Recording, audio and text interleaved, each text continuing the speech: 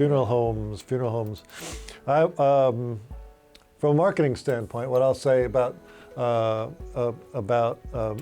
say it about me, is that it's taken a while to get to learn the language of funeral homes, of PreNeed, what it is that a funeral home owner is interested in. You spend a lot of time in that arena with those people, trying to learn about their business and what their needs are and such. Seminars, educational spots, being invited to PreNeed seminars. We were at NFDA last year, but also it's just from the trial and error of doing both mail and digital to understand the buzzwords.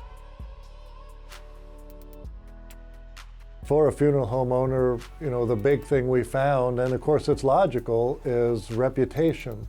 If you're running a funeral home and you're drawing from a 10-mile radius, essentially, of population, your reputation in the community is number one, and that's certainly what we found in working with the funeral homes. So anything that we're mailing is going to be professional. It's going to be clean looking, and we always want to make the funeral home logo as vibrant on the proper paper as we can, and match the colors of any mailer we do to the branded funeral home colors.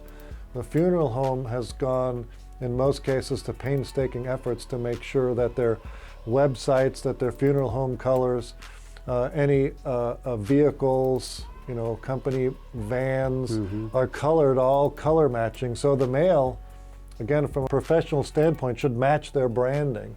And so we match their branding, and we make sure anything we do is written properly, truthfully, and never using sort of scare tactics to drive people to the funeral home, because if you're a second generation or a third generation, this is what you do, and being known in the community for a high reputation is vital. We take that very seriously. True, whether it's for a traditional funeral home or a cremation, how the mailer may be marketed to standard funeral services or cremation, the mailer should match the funeral home's, again, branded colors, and why wouldn't it? As people drive right past the funeral home every morning and every night on their way to and from work, and they never take a look to the side and see that the store is right there.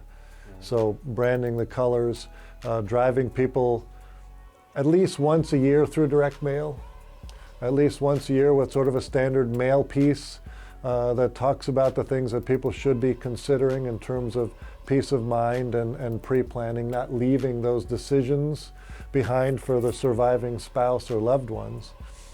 And then once a year inviting them in. So it's really reaching out to the community through direct mail, each person in that 10-mile radius, twice a year. Right. Once through sort of a standard type mail piece, and once through sort of an invitation, an invite to come in and meet the staff, see the facilities, and make the relationship, serve some refreshments. And sometimes people do it as an educational component, and you might bring in any number of different services that would make sense, whether it's somebody talking about Medicare or long-term care or financial planning, or you have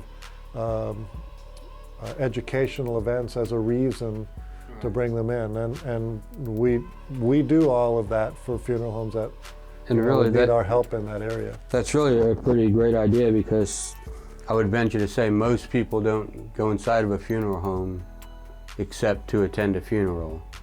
And I don't know, I'm 52 and I'm getting invites in my mailbox. Well, yeah, you're not the average. To those kind of events, right? But a lot of people don't go. Invited now. Yeah. And so to have events that would be interesting to the general community, or maybe the aging population, with financial planning and stuff like that. That is a good way to get people in, get them familiar with the facilities and the people there, and gain a comfort level. Competition. Yeah. There is competition. Yeah. If you are not marketing to those people in your area, you can bet somebody else is. Yeah, absolutely.